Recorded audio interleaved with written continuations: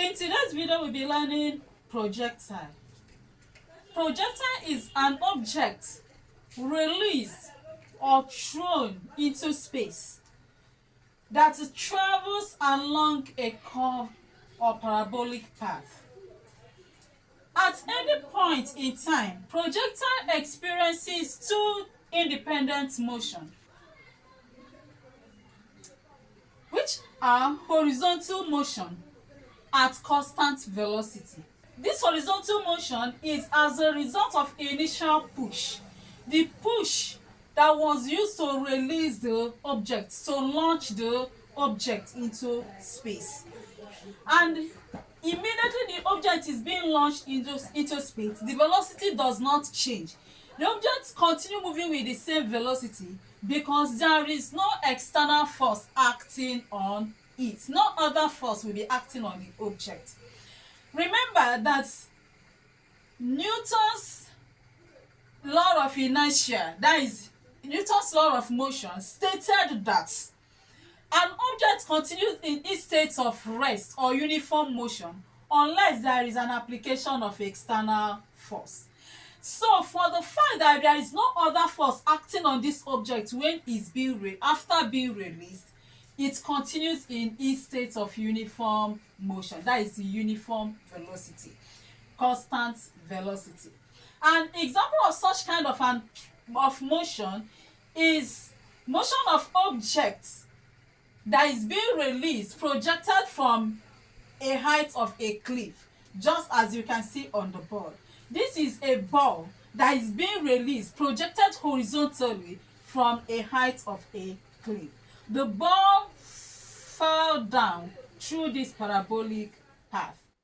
You can see that as the ball was launched, pushed into motion used with the initial velocity, at this point the initial vertical velocity is 0, but it will be released with initial horizontal velocity, and with that horizontal velocity it will keep on moving. The horizontal velocity will be constant because there is no other force acting on it. You can see that at this point, this is where the object is as it's falling, and it's still moving with the same initial horizontal velocity until even it's at the points of landing. However, as the object is moving, we said there are two independent motions. One is the horizontal motion. The second one is the vertical motion.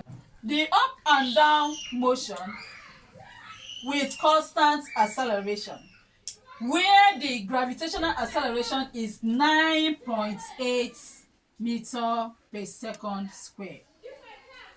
At this point, remember that acceleration is the force that pulls an object above the earth towards the center of the earth.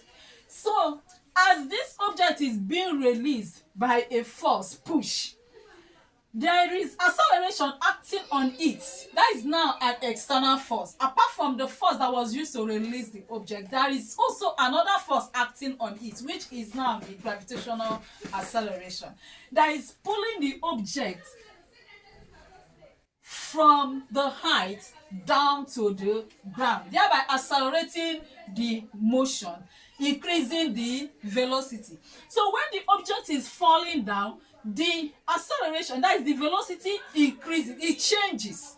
It changes, increases per each second.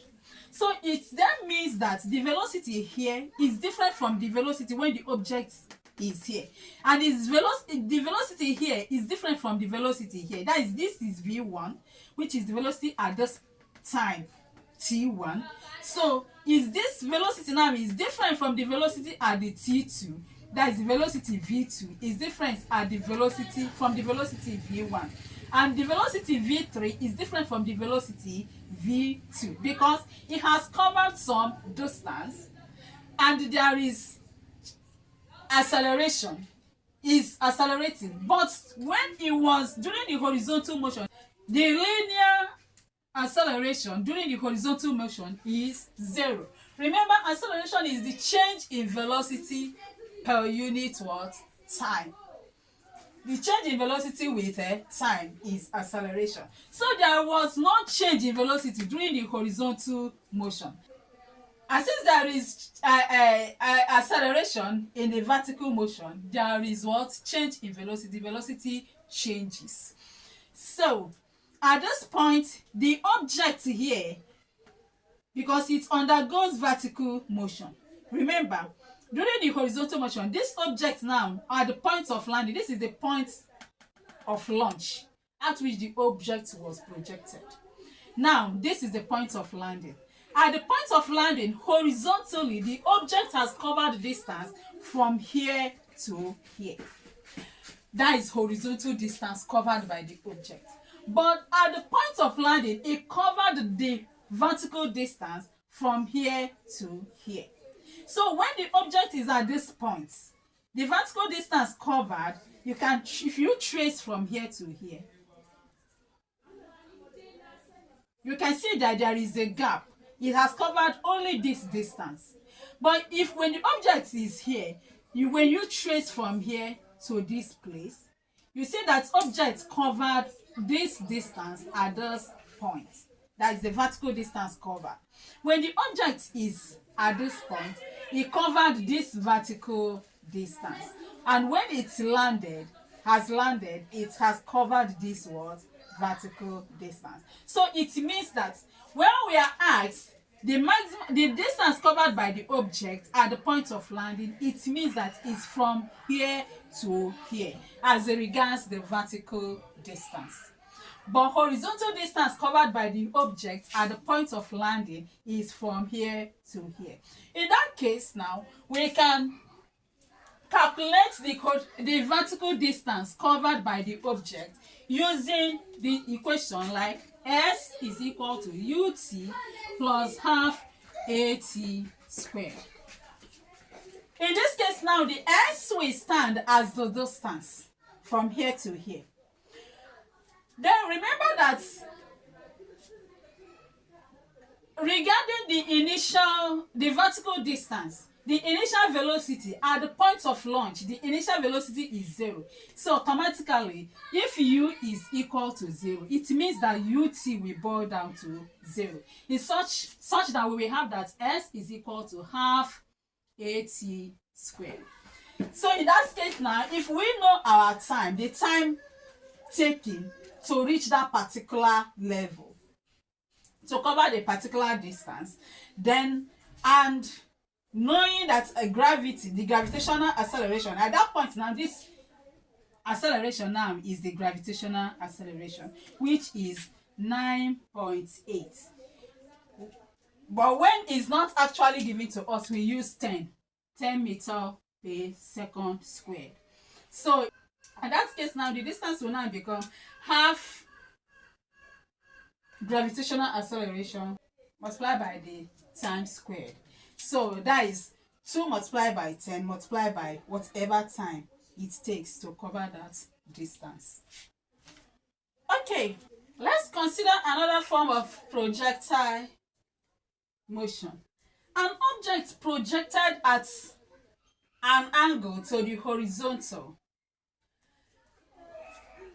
You can see this is a person projecting an object. It's through a ball at an angle to the horizontal. This is the angle called angle theta. So when this person threw the object, the ball first of all experienced upward movement, upward motion before the downward motion. As the ball was accelerating, the ball was moving up. Now you can see that the velocity now, the direction, the ball was moving upward, in upward direction. And as it was moving an upward direction, remember that the gravitational force is acting downward. And this force of gravity is pulling the object downward. It means that the velocity kept on decreasing after each second until it gets on decreasing gradually after each second until it becomes 0. And at that point that the velocity becomes 0, we we say that the object has attained its maximum height. So therefore, from the point of the projection to the point where the velocity of the object moving upward becomes zero is the maximum height. That is the highest point, the highest vertical distance the object attained. So is the maximum height. So from here to here is the maximum height of this projected object. So at that maximum height, the vertical velocity is zero because the object is no longer accelerating, is no longer moving up, rather is changing direction. At that point it will change direction to downward motion, that is downward movement. From that point now it will now start moving down. And remember that when the object was accelerating, the vertical velocity, which is the v, you can see that the velocity is towards this direction, it was moving up.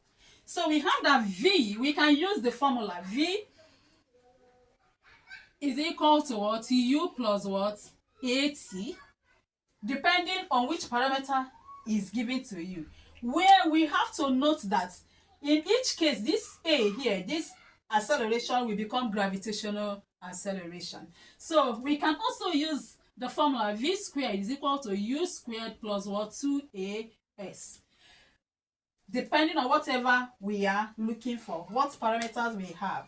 So in here now, this v here will now be the vy, the vertical velocity, while the a will now be the gravitational acceleration.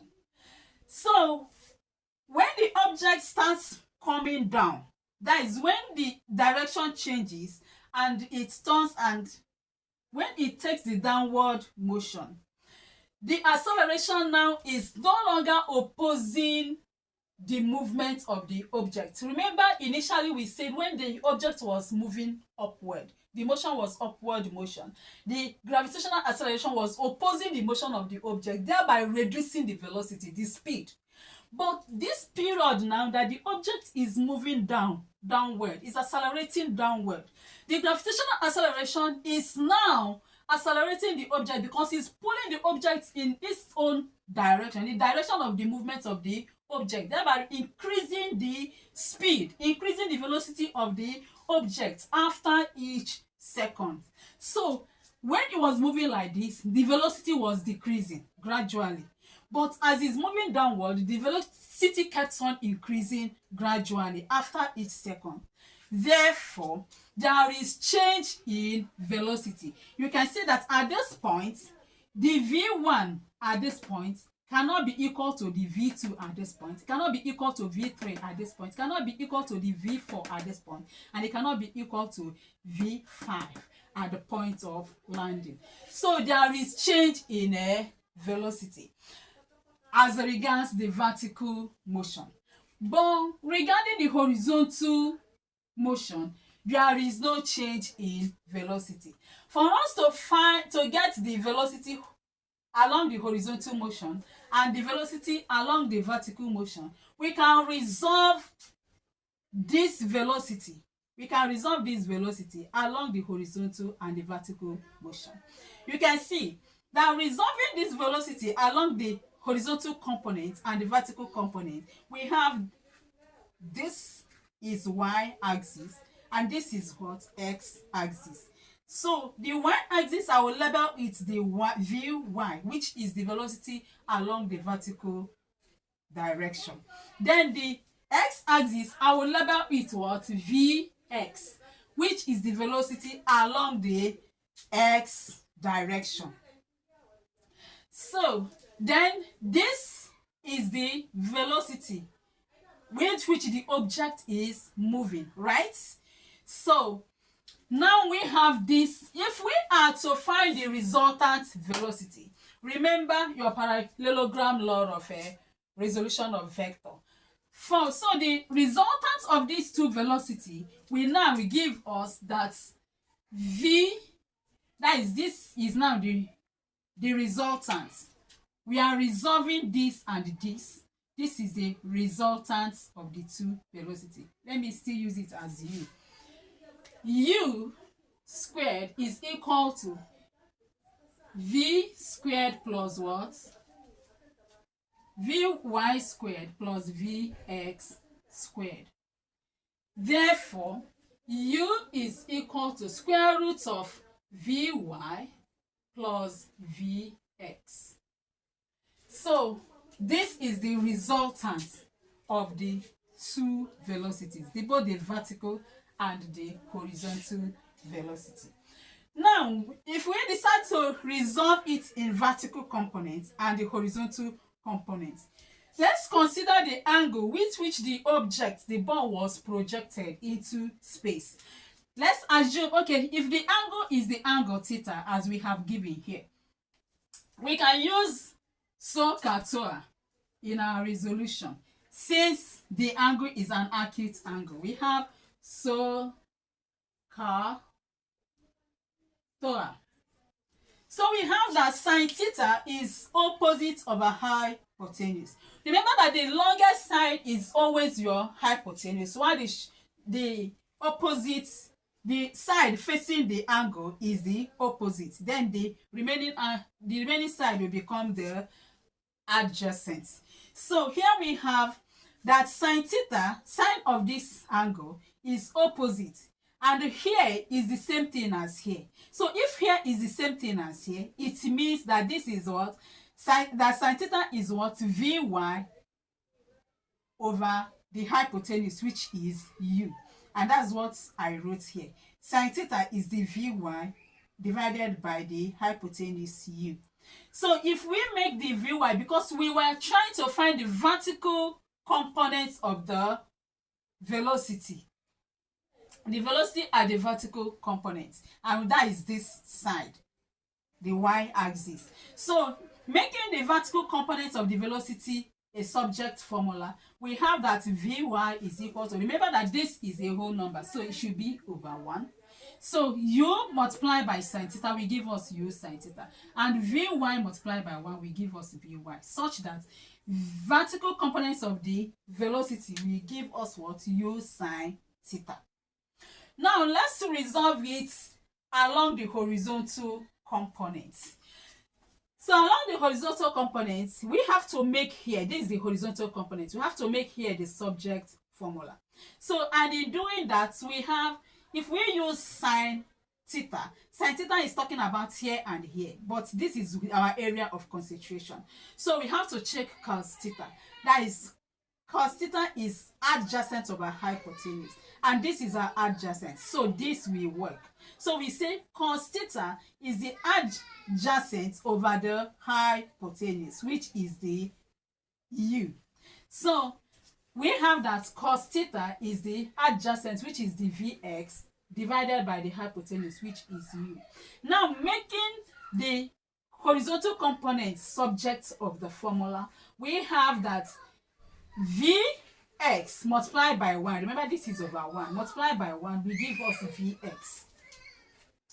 While the u multiplied by cos theta will give us u cos theta. So in that, it therefore means that the vertical component of the motion is what?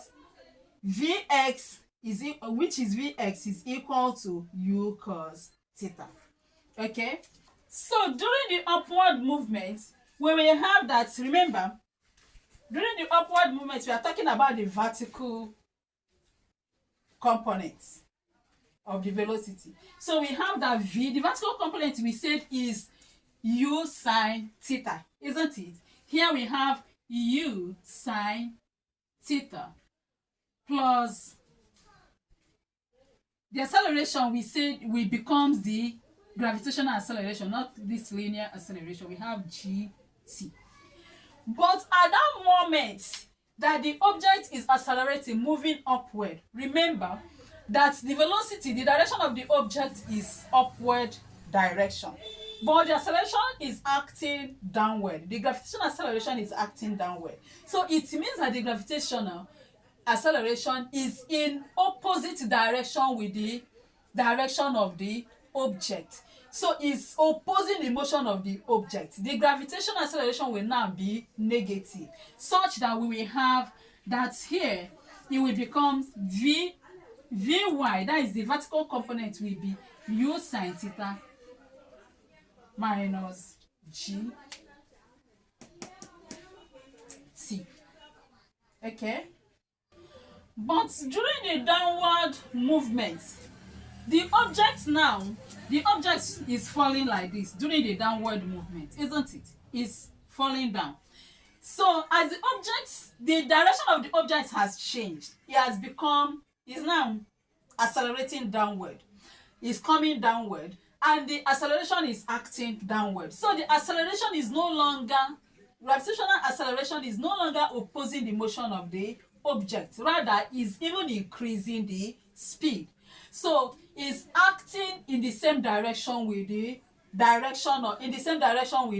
object. Therefore, the gravitational acceleration will become positive and no longer negative. This is during what? Upward direction. Upward motion. So during the downward motion, we have that Vy will be equal to u sine theta plus gt. So this tells us that the speed of the object, or the velocity of the object, actually depends more on the time the object spent on the space. So this tells us that the magnitude of the vertical component at the time of launch and at the time of landing is the same. The only difference is the sign. At the time of launch is u sine theta minus gt. Then at the time of landing is u sine theta plus gt. So it depends on the time. The difference, the velocity actually depends on the time that the object spent on the space.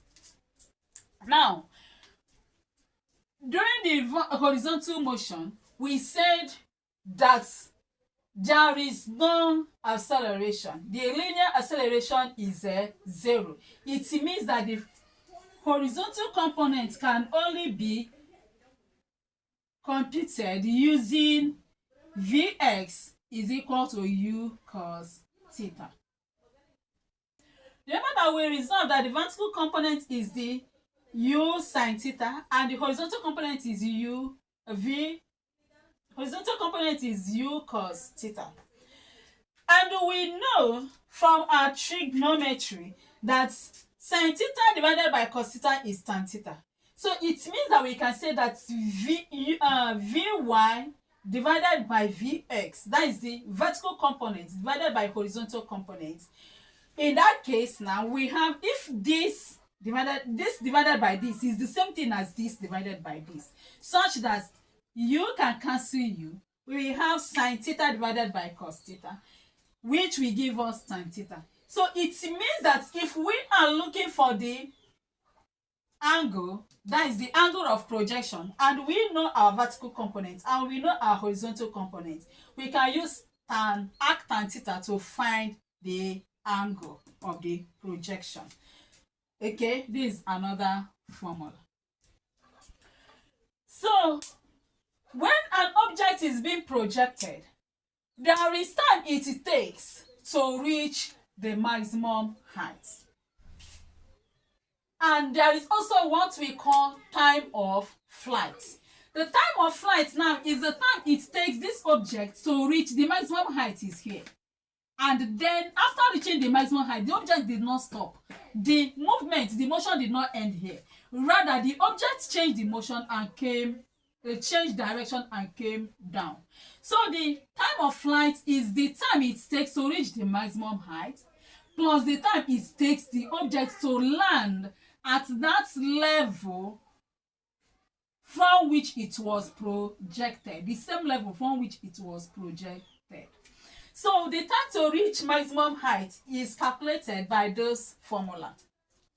Remember, this is the time, the formula to calculate the time it takes to attain the maximum height. But remember, we define the time of flight as the time it takes for the object to land at the same level of the same level at which it was projected. So the time it takes this object to reach the maximum height and land at the same level at which it was projected is the time of flight. So it means it's 2 times the time it takes the object to reach the maximum height. And that's why I wrote 2 multiplied by this formula for time to reach the maximum height. So it's the time of flight. Now we have maximum height. Let's define maximum height. Maximum height is the highest vertical distance attained. That's the highest vertical distance reached as measured from the point of the projection plane. This is the point of the projection plane. From here to the highest vertical distance reached is the maximum height. So, and this is the formula for calculating the maximum height. Okay? Now, we have what is called range. Range is the horizontal distance covered from the point of the projection to the point at which the object hits the projection plane again. Now, the object was started from this place at the same point of the projection plane and it hits the projection plane at this point. So the range is now from this point to this point. This is the horizontal distance covered and this is the range. And this is calculated by this formula. U squared sine 2 theta divided by G. That is the gravitational acceleration. So with this, having known all these formulas, can now dive into calculations. Let's look at example 1. An arrow is horizontally projected from a tower with initial velocity 15 meters per second. If it reaches the ground after 7 seconds, calculate the height of the tower, given that gravitational acceleration is 10 meters per second squared. Now let's pick our parameters. We have that initial velocity is 15 meters per second. Remember, it said arrow is horizontally projected. So it means that the velocity that they gave us here, the velocity they are talking about here, this initial velocity is horizontal velocity. And the question they were asking us is the height of the tower. That means if we are to calculate the height of the tower, we are calculating, the equation we are using, we are considering the vertical component of the motion. The vertical motion, not horizontal motion. That means we are not using this 15 meters per second because that is horizontal velocity. And we know that initial velocity at the vertical component is 0. So it means our u is 0. So we have to use this formula, S equal to ut plus half a t squared, at which the a becomes the gravitational acceleration. So, and he said, if it reaches the ground after 7 seconds, so it gave us the time at which it touches the ground. So we know our t and we know our gravitational acceleration, which is constant. So what we are calculating is the height. At this point now, the distance from the tower to the ground is now the height, and we represent the height with s, which is the distance. So we have that s is equal to this. And if the initial velocity is 0, it means that the initial velocity multiplied by the time boils down to 0. So we have half multiplied by the gravitational acceleration multiplied by the square of the time. And the time is 7. So we have 2 into itself is 1. 2 divide 10 will give us 5. So we have 5 multiplied by 7 squared. And the 7 squared is 49. So 5 multiplied by 49 will give us 245 meters. Even if you don't know your unit, you can get your unit by your computation. Let's get that. Remember what we did here now is what? Half gt squared, isn't it? So half, there is no unit attached to the half, but the g, which is the gravitational acceleration, the unit is what? Now I'm considering the unit now. So I have this is the unit, because okay, meter squared, right, multiplied by the time is second, and remember we have it in square, so we have s squared, isn't it? So s squared, this is over 1, right? So s squared cancel s squared, remaining meter, and that's why our unit is meter. You can see that this is very easy. Projectile is an easy topic. With this, in order not to make the video too long, we will stop here. The next, we have to do another video on the projectile calculation. Okay, thank you. See you in the next class. If you like this video, click on the subscription button, like it, click on the notification bell so that when next I upload new video, you'll be notified to come and watch.